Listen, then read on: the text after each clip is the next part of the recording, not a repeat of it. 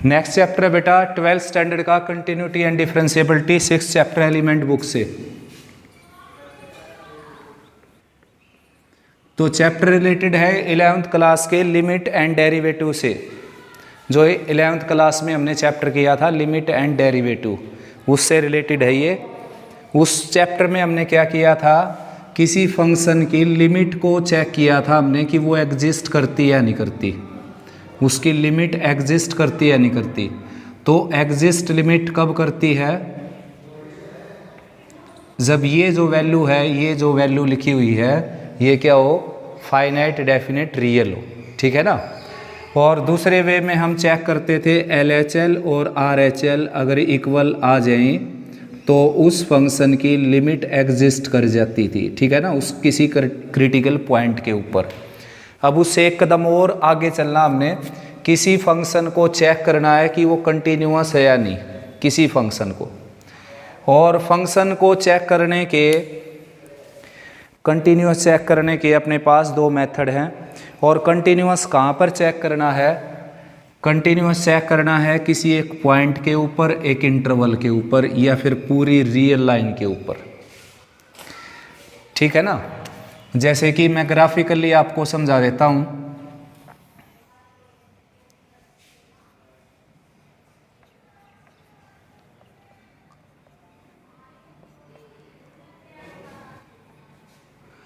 तो ग्राफिकली मैं समझाऊं, जैसे किसी फंक्शन का ग्राफ बना दिया मैंने, ये किसी XYZ फंक्शन का ग्राफ, और यहाँ पर है मान लो x की वैल्यू 9, तो मेरे को 9 के ऊपर चेक करना है कि फंक्शन डिसकंटिन्यूअस है या कंटिन्यूअस। अगर यहाँ पर जंप लग गया है ना, तो ये क्या हो गया, डिसकंटिन्यूअस फंक्शन। अगर यहाँ पर जंप लग गया तो ये फंक्शन हो गया बेटा डिसकंटिन्यूअस फंक्शन, ठीक है ना। यहाँ पर पेन को उठाना पड़ा आपने, तो ये क्या हो गया, discontinuous at x equal to 9। तो अगर आपसे कोई पूछ ले कि भाई 9 पर कंटिन्यूअस है डिसकंटिन्यूअस, तो ये फंक्शन क्या हो गया, discontinuous at x equal to 9। और अगर मैं इसको ज्वाइन कर दूं तो ये क्या हो गया, continuous at x equal to 9। तो किसी पॉइंट के ऊपर ग्राफिकली ऐसे चेक करते हैं फंक्शन कंटिन्यूअस है या नहीं, ठीक है ना। अब किसी पॉइंट की बजाय एक इंटरवल पर भी चेक करवा सकता है आपसे, जैसे यहाँ पर x की वैल्यू 1 है, यहाँ पर x की वैल्यू 10 है, तो आपसे बोल दिया जाए कि 1 से लेकर 10 तक आप चेक कीजिए कि फंक्शन कंटिन्यूअस है या नहीं। और 1 से लेकर 10 तक में भी 4 तरीके से रिक्वायरमेंट आ सकती है। यहाँ पर चेक कीजिए, यहाँ पर चेक कीजिए, यहाँ पर चेक कीजिए, या फिर यहाँ पर चेक कीजिए, ठीक है ना। 4 तरह के इंटरवल पर आपसे पूछ सकता है कि इन इंटरवल पर फंक्शन आपका कंटिन्यूअस है डिसकंटिन्यूअस है। ठीक ऐसे पूरी रियल लाइन के ऊपर भी पूछ सकता है आपसे कंटिन्यूअस है डिसकंटिन्यूअस है। तो अब एग्जाम में कौन से क्वेश्चन किस तरह के आएंगे, तो इस चैप्टर में 3 एक्सरसाइज है एलिमेंट बुक में, 6.1, 6.2 और 6.3। तो 6.1 में हमने किसी फंक्शन को एक पॉइंट के ऊपर चेक करना है कि वो कंटिन्यूअस है या नहीं, एक पॉइंट के ऊपर। और 6.2 में एक इंटरवल के ऊपर चेक करना है कि वो कंटिन्यूअस है या नहीं, एक इंटरवल के ऊपर चेक करना आपने बेटा। और 6.3 में करनी है चेक डिफरेंशिएबिलिटी, कि फंक्शन डिफरेंशिएबल है या नहीं। कंटिन्यूटी के 2 ही एक्सरसाइज हैं, 6.1, 6.2। तो 6.1 स्टार्ट करते हैं, यानी कि किसी फंक्शन को एक पॉइंट के ऊपर चेक करते हैं वो कंटिन्यूअस है या नहीं। अब किसी पॉइंट पर अगर आपने चेक करना है फंक्शन, तो उसका एक मेथड है ग्राफिकली उसका ग्राफ बना दीजिए। और जैसे जहाँ पर भी आपने चेक करना उसके सामने जाकर देखिए, आपका पेन यहाँ पर आपने लिफ्ट किया, पेन को उठाया है अगर पेन को, तो फिर यहाँ पर क्या हो गया, डिसकंटिन्यूअस। और स्मूथली चलता रहा ऐसे, कोई ब्रेक नहीं लगा बीच में, तो क्या हो गया, कंटिन्यूअस। लेकिन इस तरीके से चेक करने की बजाय अपना मेथड रहेगा नेक्स्ट, दूसरा मेथड रहेगा। वो मेथड है, देखो, f(x) is said to be continuous if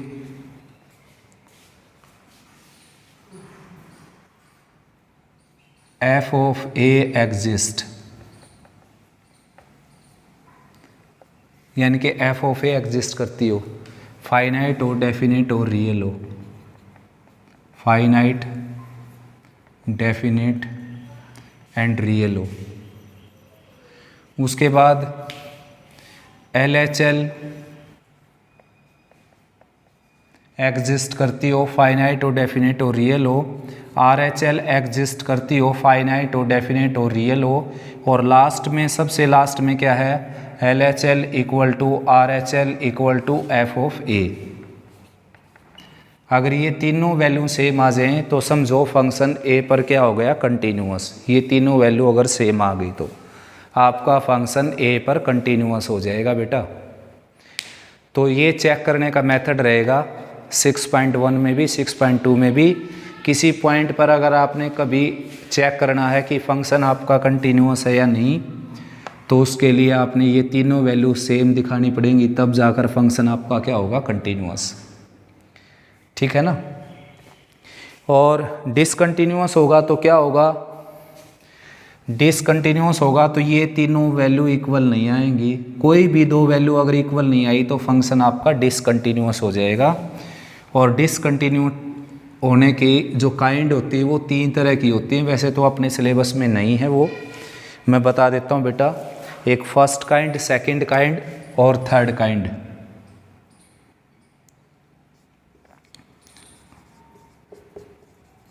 जबकि मैं यहाँ पर तीन कैटेगरी बना देता हूँ। Removable discontinuity,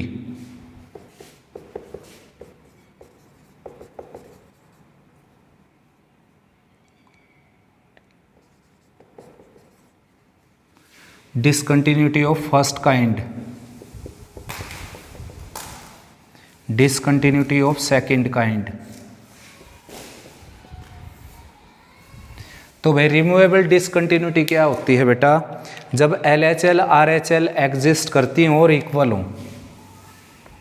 LHL and RHL both exist and also equal.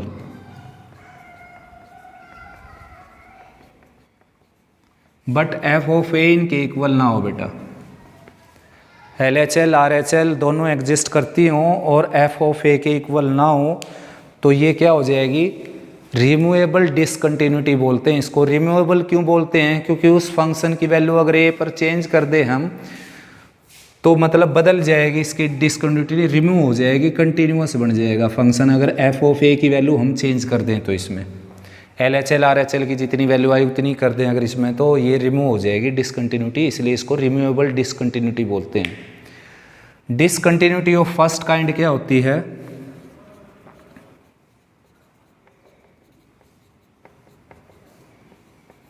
Discontinuity of first kind, इसमें क्या है बच्चों की LHL जो है RHL के इक्वल नहीं होगी बेटा। LHL RHL के इक्वल नहीं होगी, इसको बोलते हैं डिसकंटिन्यूटी ऑफ फर्स्ट काइंड। तो ये होती है बेटा discontinuity of first kind. LHL RHL इसमें इक्वल नहीं होंगी, लेकिन एग्जिस्ट करेंगी, दोनों इक्वल नहीं होंगी।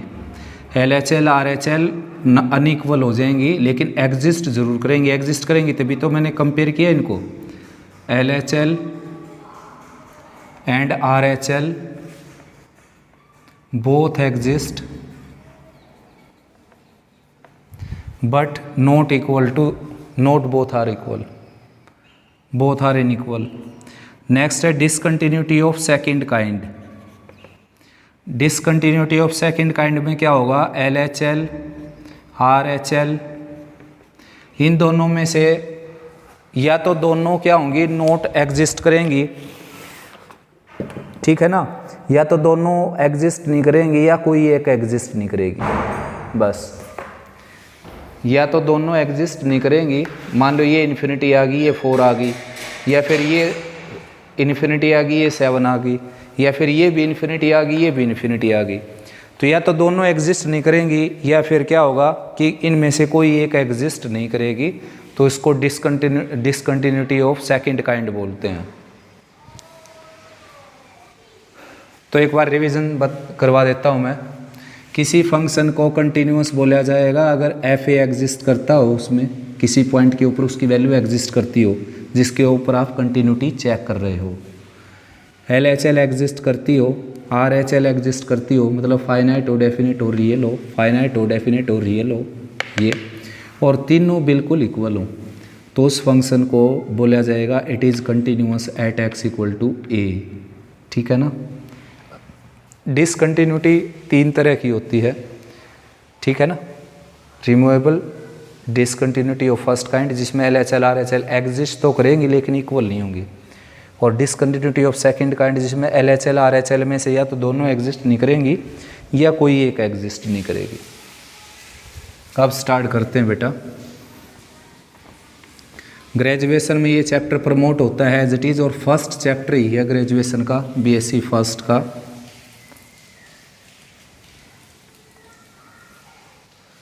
वहाँ पर आप एक और डेफिनेशन सीखेंगे, F of x minus lambda with in mode less than epsilon, लेकिन वो ग्रेजुएशन में सीखेंगे। अब हम अपना काम कर लेते हैं। तो भाई अब कंटिन्यूटी के ऊपर कुछ थ्योरम है वो मैं बता देता हूँ आपको। If F and G both are continuous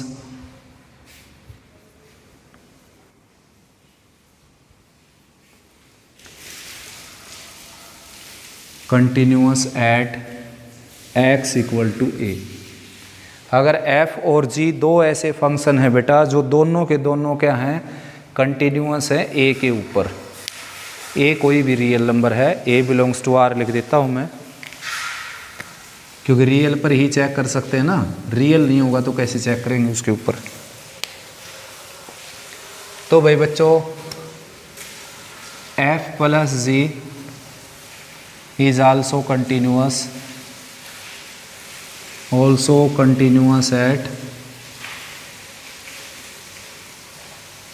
eight x equal to a. Second है f minus g, f minus g is also continuous at x equal to a। Third है f into g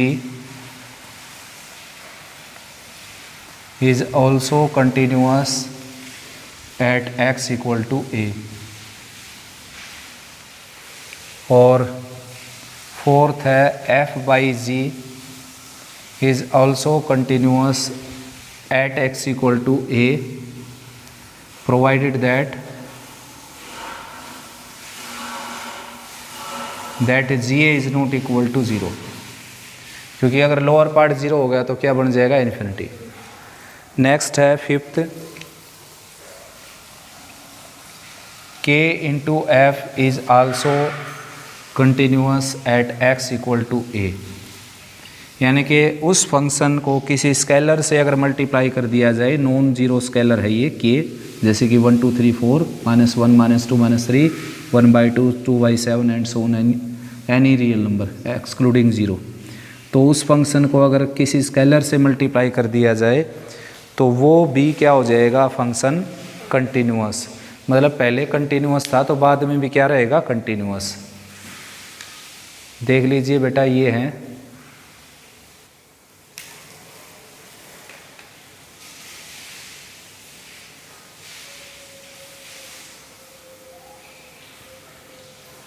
अगर आपका function f और g continuous है तो ये सभी क्या हो जाएंगे, कंटिन्यूअस। चेक कर लेता हूँ मैं एक बार।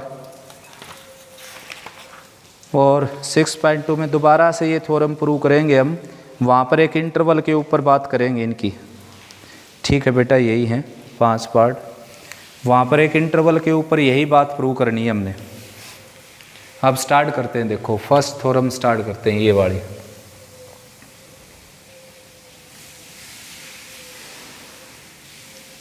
Since fx is continuous at x equal to A के ऊपर कंटिन्यूअस है ये, therefore limit x approach to a F x is equal to F of A. Continuous अगर कोई फंक्शन है तो उसमें आप ये भी दिखा सकते हो और ये भी दिखा सकते हो कि L H L equal to R H L equal to F of A, यानी कि limit x approach to a from negative side F X, limit x approach to a from positive side F X और is equal to F of A. ये definition लिखिए या ये लिखिए, एक ही बात है बेटा। यानी कि कोई फंक्शन कंटिन्यूअस जब होगा जब उसमें ये क्वालिटी होगी।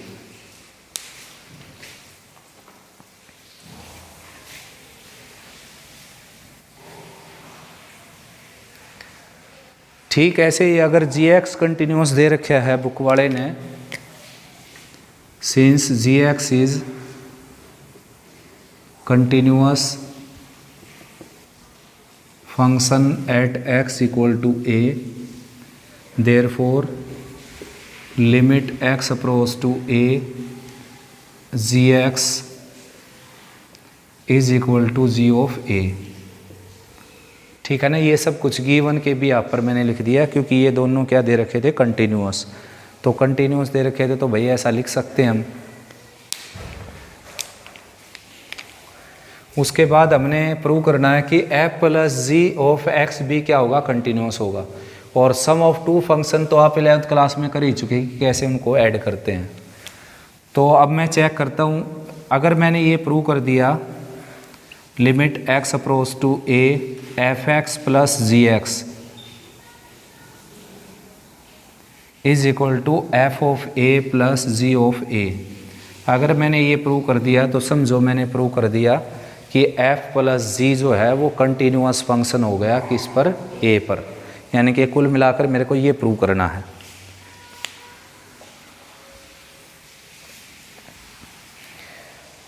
तो भाई चेक करता हूँ, देखो limit x approach to a f plus ji of x।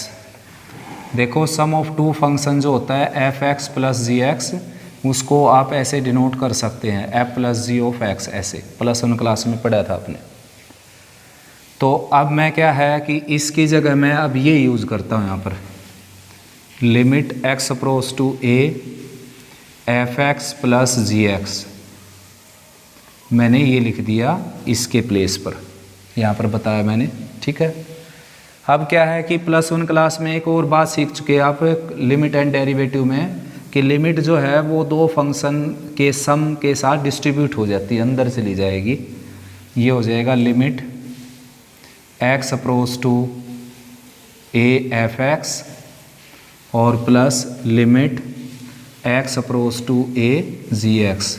ऐसे लिमिट डिस्ट्रीब्यूट हो जाती है बेटा। ये +1 क्लास में 13वें चैप्टर में एलिमेंट बुक में हम पढ़ चुके कि लिमिट इस तरीके से अंदर डिस्ट्रीब्यूट हो जाएगी। ठीक है ना, जी एक्स ये साइड में अगर नहीं दिखाई देता तो आपको जी एक्स,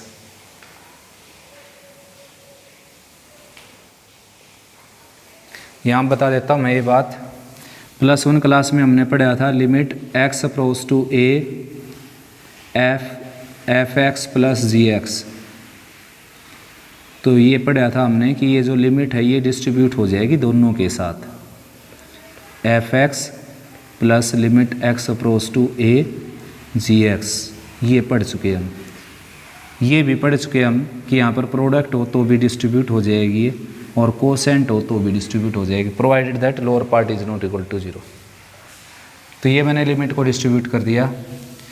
मेरी लेफ्ट साइड चली हुई है यही, ये चली हुई मेरी left side, limit x approach to a f plus ji of x।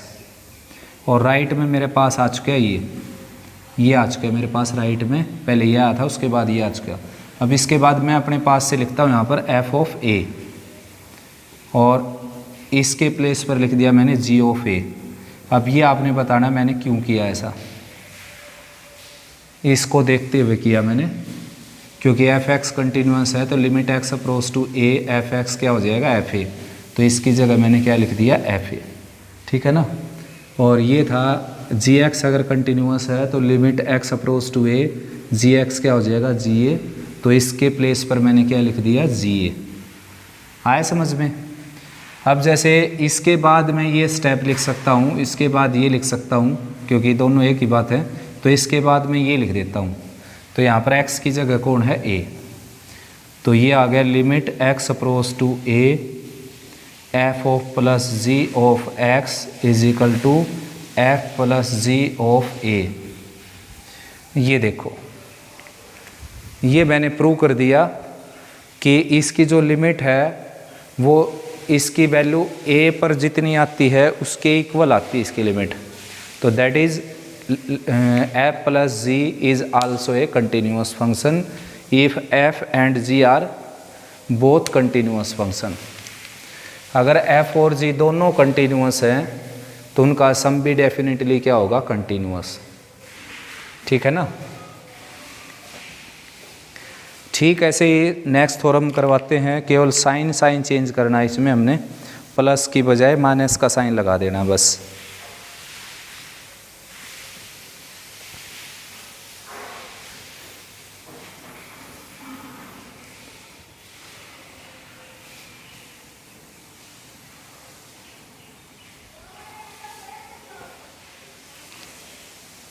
तो अब हमने प्रूव करना है ये सेकंड वाला, f और g अगर कंटिन्यूस है तो f माइनस जी भी क्या होगा कंटिन्यूस। तो f माइनस जी की लिमिट चेक करता हूँ मैं, ये एज इट इज़ रहेंगी दोनों लाइन, ये दोनों स्टेप। तो f ऑफ f माइनस जी अगर मेरे पास है ये, तो इसको मैं ऐसे लिख सकता हूँ एफ एक्स माइनस जी एक्स, 11th क्लास में पढ़ चुके, तो इसको मैंने ऐसे लिख दिया। अब उसके बाद मैंने अभी बताया था यहाँ लिख कर कि लिमिट डिस्ट्रीब्यूट हो जाती है अंदर, तो लिमिट अंदर डिस्ट्रीब्यूट हो जाएगी, ये डिस्ट्रीब्यूट होगी अंदर। अब इसके बजाय हम लिख सकते हैं एफ ऑफ ए, ये एफ माइनस जी था, और इसकी जगह पर लिख सकते हैं एफ ऑफ ए, ये देख लीजिए यहाँ पर limit x approach to a f x is equal to f a, तो इसके प्लेस पर मैंने लिखा एफ ए और इसके प्लेस पर लिखा मैंने जी ए, यहाँ से देख लीजिए यहाँ पर जी ए लिख दिया मैंने, ठीक है ना। तो ये मैंने प्रूव कर दिया कि एफ और जी अगर कंटिन्यूस फंक्शन है बेटा, तो f माइनस जी भी क्या होगा डेफिनेटली कंटिन्यूस फंक्शन, ठीक है ना। दोबारा से प्रूव करने की ज़रूरत नहीं है आपको। अब कोई फंक्शन आ जाए, अगर मान लो एक फंक्शन आ गया, ये आ गया फंक्शन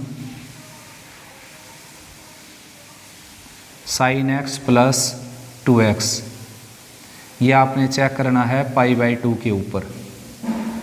तो अगर आप ये जानते हैं कि साइन एक्स जो है वो π/2 पर कंटिन्यूस होता है, 2x भी π/2 पर कंटिन्यूस होता है, तो इनका सम भी डेफिनेटली क्या होगा कंटिन्यूस। तो आप इसको ब्रेक कर लीजिए hx और gx में, hx जैसे साइन एक्स हो गया, gx जैसे 2x हो गया। अब इन दोनों को अलग अलग कंटिन्यूस प्रूव कर दीजिए और फिर इनके सम को डायरेक्ट लिख दीजिए कि अगर f और g दोनों कंटिन्यूस फंक्शन होंगे तो उनका सम भी डेफिनेटली क्या होगा कंटिन्यूस। तो इन थ्योरम का ये यूज़ करना हमने, काफ़ी बड़ी स्टेटमेंट आ जाएगी तो उसको ब्रेक करके हम आसानी से कर पाएंगे फिर। तो थर्ड बात है कि f इंटू जी भी डेफिनेटली क्या होगा कंटिन्यूस।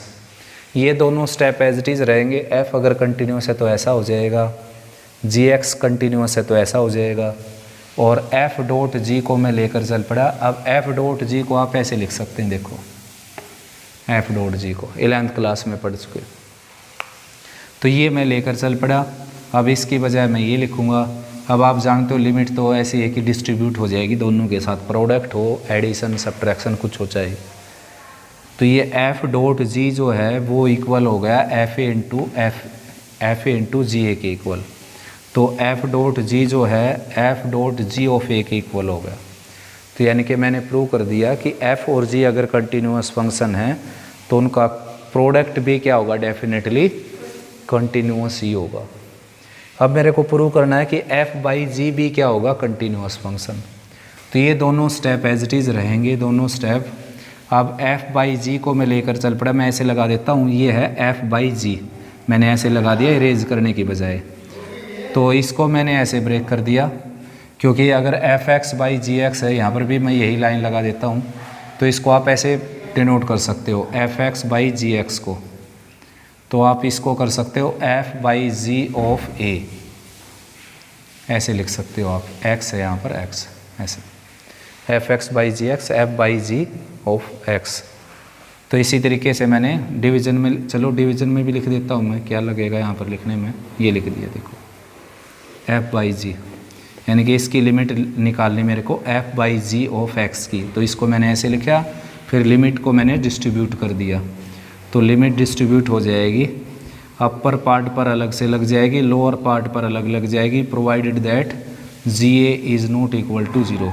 ये कंडीशन रहेगी इस केस में, बाकी में नहीं रहेगी, इसी केस में कंडीशन है ये, क्योंकि अगर लोअर पार्ट ज़ीरो हो गया ना ए के ऊपर, तो फिर गड़बड़ हो जाएगी, इन्फिनिटी बन जाएगा ये, तो उसको छोड़कर तो ये हो जाएगा एफ बाई जी, ये एक्स हो गया, और ये हो गया एफ ए बाई जी ए।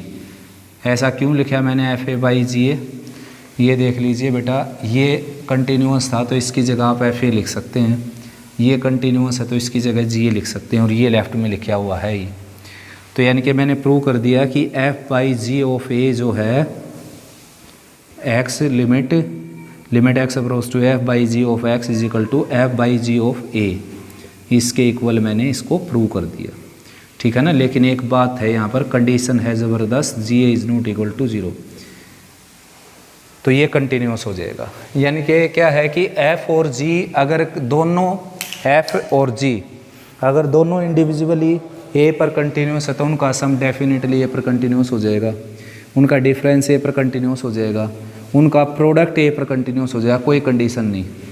यहाँ पर एक कंडीशन है कि एफ और जी अगर ए पर कंटिन्यूस है तो एफ बाई जी भी ए पर कंटिन्यूस हो जाएगा, लेकिन जी ए जो है वो नॉट इक्वल टू ज़ीरो होना चाहिए वहाँ पर, ठीक है ना, जी ए नॉट इक्वल टू ज़ीरो। उसके बाद है किसी स्केलर को, किसी फंक्शन को किसी स्केलर से मल्टीप्लाई करोगे तो भी वो कंटिन्यूस ही रहता है। मान लो कि x अगर कंटिन्यूस है तो x को अगर मैं 5 से मल्टीप्लाई कर दूं तो वो भी क्या रहेगा, कंटिन्यूस, ठीक है ना।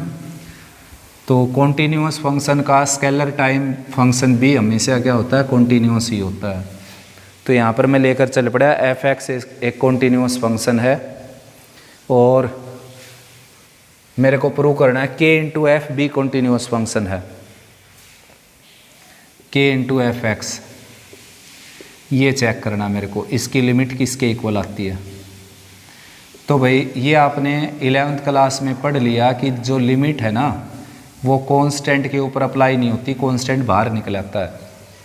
यहाँ पर फिर से बता देता हूँ जीरो लेवल से मैं, लिमिट x अप्रोच टू 1 है, जैसे x प्लस 5 है तो x की वैल्यू 1 है तो x प्लस 5 की वैल्यू क्या हो जाएगी, 6।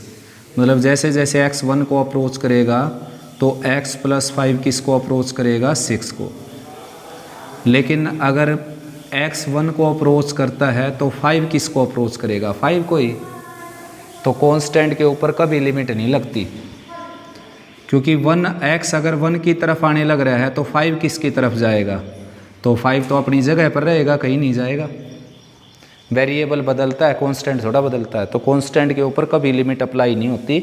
तो ये 11th क्लास में पढ़ लिया हमने कि भाई अगर आपके पास यहाँ पर एक्स स्क्वायर है, जैसे यहाँ पर 5 है और ये लिमिट लग गई हुई है यहाँ पर कुछ भी, तो आप क्या कर सकते हो, 5 को बाहर निकाल कर और इसके ऊपर लिमिट लगा सकते हो, इसके ऊपर ऐसे। तो इसी तरीके से मैंने k को बाहर निकाला और एफ एक्स के ऊपर लिमिट लगा दी। अब इसके ऊपर लिमिट लगाऊंगा तो मैं डायरेक्ट इसको एफ ए लिख सकता हूँ। तो limit x approach to a k f x is equal to k of f of a।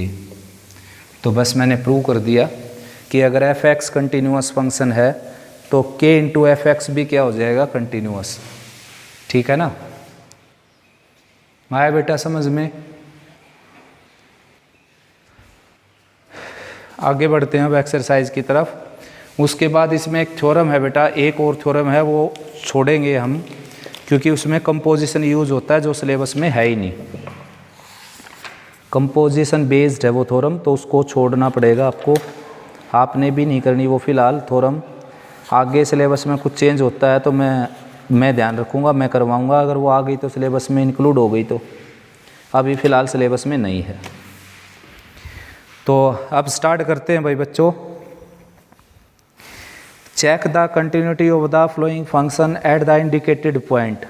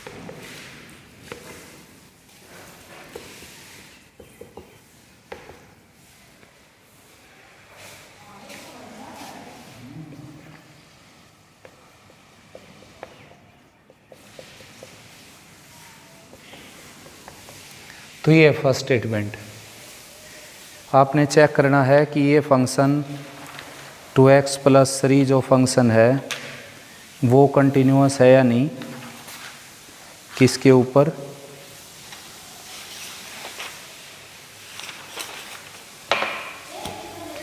To x plus 3 1 के ऊपर कंटिन्यूअस है या नहीं। तो भाई ये तो मैं आपको +1 में ही बता चुका था कि लिमिट जो आप फाइंड आउट करते हो तो वो दो तरीके से फाइंड आउट की जा सकती हैं। एक तो कॉमन लिमिट और एक LHL RHL इंडिविजुअली। तो वो आपकी मर्जी है, एग्जामिनर आपको नहीं बोलेगा कि LHL RHL दोनों निकाल कर दिखाओ मेरे को, वो आपकी मर्जी, आप कॉमन लिमिट निकाल कर करते हो या LHL RHL से करते हो। तो वो भी मैं आपको बता चुका कि कब क्या करना चाहिए आपको।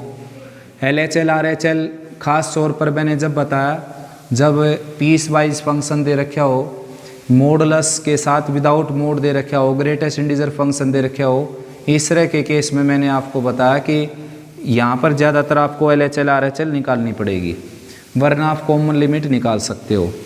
तो मैं फ़िलहाल इसकी कॉमन लिमिट निकाल देता हूँ। देखो 2x + 3 लिमिट कैसे निकालते हैं, डायरेक्ट x की जगह ये वैल्यू रख देते हैं जो यहाँ पर है, ये डायरेक्ट ये, तो x की जगह आपने रख देना है यहाँ पर 1 और इसको कैलकुलेट कर देना है, ये आ जाएगा 5 के इक्वल। अगर ये आ जाए इनडिटर्मिनेंट फॉर्म आ जाए तो फिर आपने कोई न कोई इसमें कोई मेथड यूज़ करना पड़ेगा। वो मेथड मैं +1 में बता चुके आपको, जैसे कि रैशनलाइजिंग करना पड़ सकता है, सब्स्टिट्यूशन करना पड़ सकता है और प्रॉपर्टी यूज़ करनी पड़ सकती हैं, ठीक है ना, फैक्टराइजेशन करना पड़ सकता है, बाइनोमियल एक्सपेंड करनी पड़ सकती है। तो वो 6 मेथड हैं, वो कोई भी तब यूज़ करना आपने जब इसमें इंडिटरमिनेंट फॉर्म बन जाए, वरना नहीं। तो ये आ गई इसकी लिमिट। अब मैं निकाल देता हूँ इसकी वैल्यू f(1) के ऊपर। तो x के प्लेस पर आपने 1 रखना बेटा, तो ये f(1) की वैल्यू क्या आ जाएगी आपके पास 5। तो भाई यहाँ पर मैं लिखूँगा since limit x approach to 1 f(x) = f(1), यानी कि दोनों इक्वल आ गए, therefore f(x) is continuous eight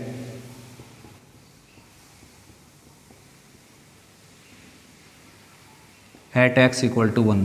ये भी आप लिख सकते हो बेशक से, कितनी वैल्यू आई इन दोनों की, 5 आई है। तो एक मेथड तो ये है कंटिन्यूअस चेक करने का, जिसमें मैंने LHL RHL चेक नहीं किया। दूसरा मेथड है जब मैं LHL RHL चेक करता हूँ। देखो LHL RHL अगर मैं चेक करूँ बेटा, तो एक तो मैं निकालूंगा left hand limit, limit x approach to 1 from negative side, यानी कि एक्स जो है वो 1 की तरफ आता है, 1 को अप्रोच करता है नेगेटिव साइड से, ठीक है ना। और स्टेटमेंट है 2x + 3। तो यहाँ पर या तो सब्स्टिट्यूशन कर लीजिए, 1 - h पुट कर लीजिए x की जगह, या फिर डायरेक्ट 1 पुट कर दो बेटा। सब्स्टिट्यूशन अक्सर जब यूज़ किया जाता है जब इंटीग्रेटेड फॉर्म आती हो, अभी तो इंटीग्रेटेड फॉर्म आई नहीं। फिर निकालनी इसमें RHL, limit x approach to 1 from positive side, यानी कि x जो है वो 1 के पॉजिटिव साइड से अप्रोच करता है उसको। ये है पॉजिटिव साइड 1 की, ये अगर नंबर लाइन है तो x इस तरफ से इसकी तरफ आने लग रहा है यहाँ पर इस केस में। और जो पहले वाला केस है ये case,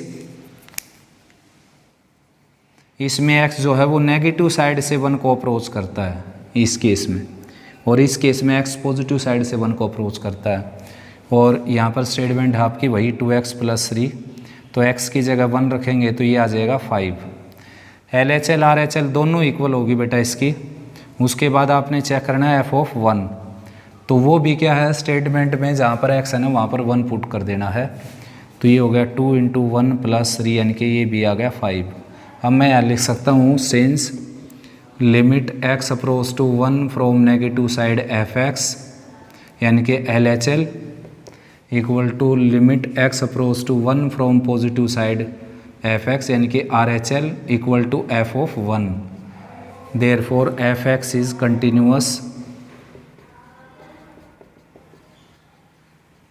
continuous at x equal to 1, ठीक है ना। ये भी बता सकते हो कि वैल्यू कितनी आई इनकी। ये LHL थी, ये RHL थी, और ये f(1) था।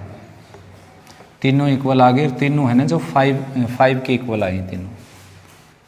तो ये फंक्शन क्या होगा, कंटिन्यूअस हो जाएगा। ये सेकंड मेथड से मैंने प्रूव किया है। अब वो आपने डिसाइड करना है कि आप एग्जाम में किस मेथड से करते हो। अब दोनों मेथड क्यों ज़रूरी हैं, क्योंकि ये मेथड तो बिल्कुल शॉर्ट मेथड है, ठीक। ये मेथड लेंथी बेशक से है, लेकिन इसमें एक कमी ये है, इसका फॉल्ट ये है एक कि ये कई बार जो है ना गलत लिमिट दे देता है आपको। मतलब 2 लिमिट होती हैं, एक LHL और एक RHL, ये आपको एक लिमिट देता है।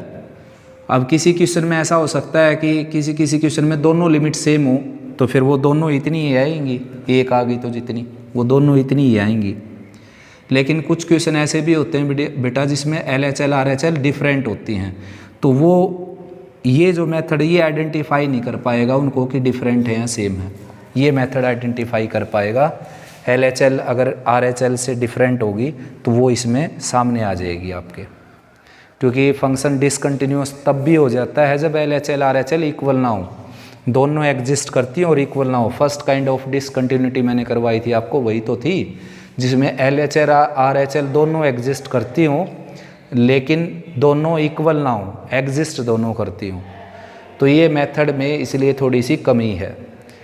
अब आपने करना क्या है, मेरा सजेशन ये रहेगा आपके सामने कि आप इस मेथड, जैसे एग्ज़ाम में जो है वो ज़्यादा से ज़्यादा एक ही क्वेश्चन आना है इसका। ये नहीं कि भाई जैसे जितने एक्सरसाइज में क्वेश्चन है सारे आएंगे, एक ही क्वेश्चन आना है, तो उस क्वेश्चन में आप कंजूसी मत करना, इस तरीके से कर देना, पक्का ठीक हो जाएगा, आपका पता चल जाएगा ठीक है या नहीं। और बहुत ज़्यादा सिंपल स्टेटमेंट आ जाए जैसे ये स्टेटमेंट है, तो उसको इस मेथड से करने में कोई डर नहीं है बेटा, ये ठीक आंसर देगा आपको। लेकिन थोड़ी सी स्टेटमेंट कॉम्प्लिकेटेड, रूट वगैरह लगे हुए हैं या मॉडुलस लगे हुए हैं, ग्रेटेस्ट इंटीजर लगे हुए हैं, या पीस वाइज फंक्शन ऐसे टुकड़े बना रखे हैं फंक्शन के कि f(x = 1 - x when x greater than 1, 1 + x when x less than equal to 1, तो ऐसे केस में आपने LHL RHL निकालनी होती है, क्योंकि ऐसे केस में डिफरेंट होने के ज़्यादा चांस होते हैं, वरना आप इस तरीके से करते रहना।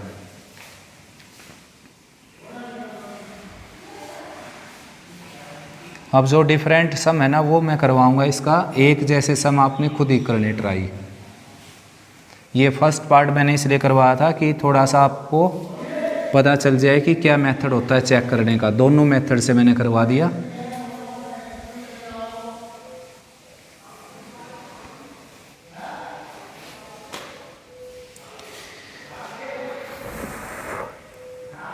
अब मैं करवाता हूँ बेटा आपको थर्ड सम, जो कि पीस वाइज फंक्शन है। देखो, examine the continuity at x equal to 2।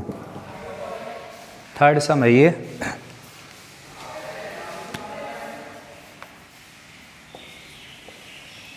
F x is equal to x square minus 4x minus 2 when x is not equal to 2 and 0 या 4 0 तो डिसकंटिन्यूस हो गया भाई फंक्शन।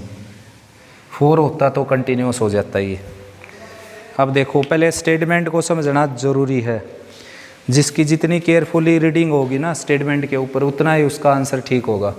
क्या कहने लग रहा है ये कहा है इसने कि कुछ जैसे नंबर लाइन है आपके पास, ये नंबर लाइन है, तो अगर x की वैल्यू 2 है ना, x की वैल्यू 2 है तो आपका ग्राफ ये है। x की वैल्यू अगर 2 है तो आपका ग्राफ है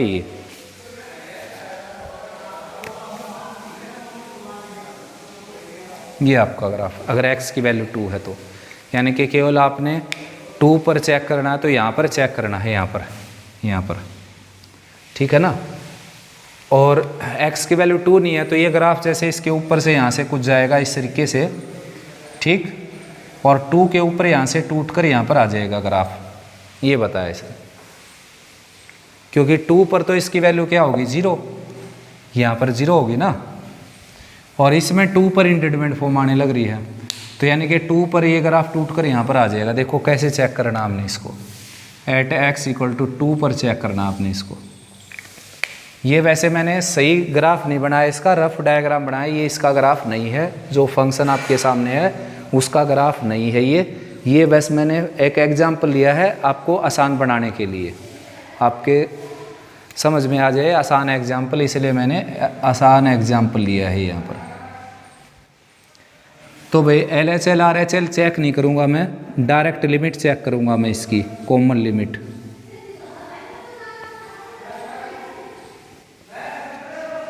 तो आपका पहला काम यही है कि लिमिट सीधी अप्लाई कर दो।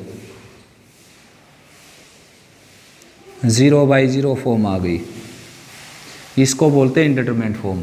जब सीधी लिमिट अप्लाई करने के बाद इंडिटरमिनेट फॉर्म आ जाए तो अपने पास मेथड होते हैं फैक्टराइजेशन,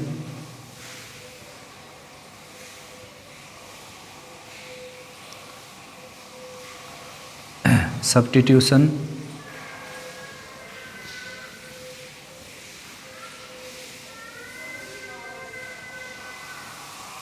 उसके बाद एक एल हॉस्पिटल भी होता है जिसको हम यूज़ नहीं कर सकते, कंपटीशन में यूज़ करते हैं। उसके बाद है प्रॉपर्टीज़ का यूज़ कर सकते हो, और भाई बाइनोमियल एक्सपेंशन यूज़ कर सकते हो, रैशनलाइज यूज़ कर सकते हो, रैशनलाइज कर सकते हो फंक्शन को।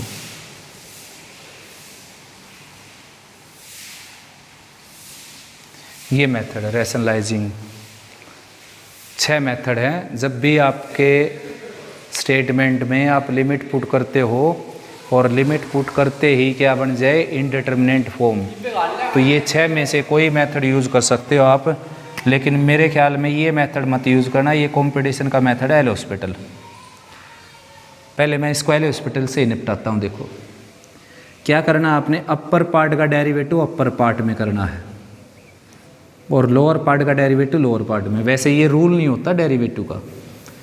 जब स्टेटमेंट P/Q की फॉर्म में लिखे आ जाए तो आप +1 क्लास में भी पढ़ चुके कि डेरिवेटिव कैसे होता है।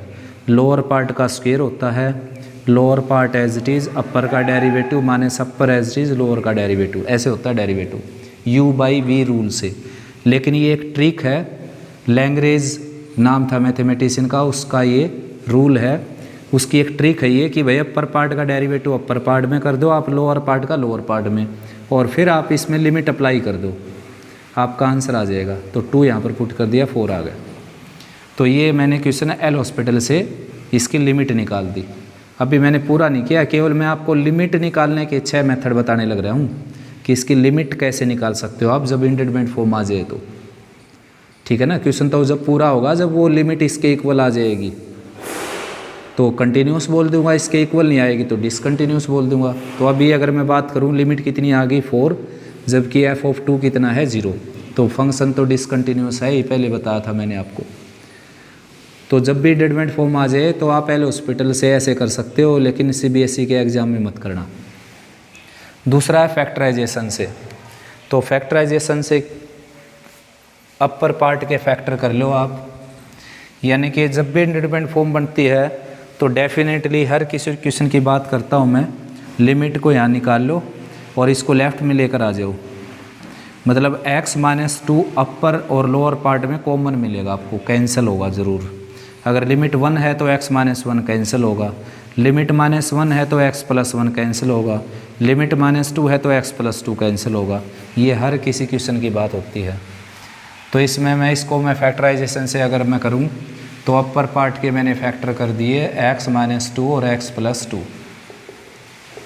और लोअर पार्ट में x-2 से कैंसिल कर दिया। अब लिमिट अप्लाई कर देता हूं मैं इसमें x+2, तो यहाँ पर लिमिट अप्लाई की 2 + 2 क्या आ गया 4। ठीक है ना। इस क्वेश्चन को एक बार यहाँ पूरा ही कर देता हूँ मैं। Since limit x approach to 2 f(x) is not equal to f of 0, क्योंकि f ऑफ 0 कितना दे रखा है, f ऑफ 2 कितना दे रखा है उन्होंने 0, f ऑफ 2 गिवन है 0, ये रहा f ऑफ 2 कितना है 0 में, इनके x की वैल्यू 2 होगी तो f(x) की वैल्यू क्या हो जाएगी 0, यही तो बात कही है। तो नॉट इक्वल आ गया तो फंक्शन क्या हो गया discontinuous, function is discontinuous eight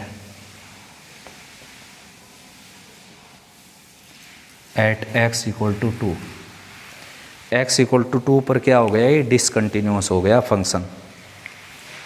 ठीक है ना।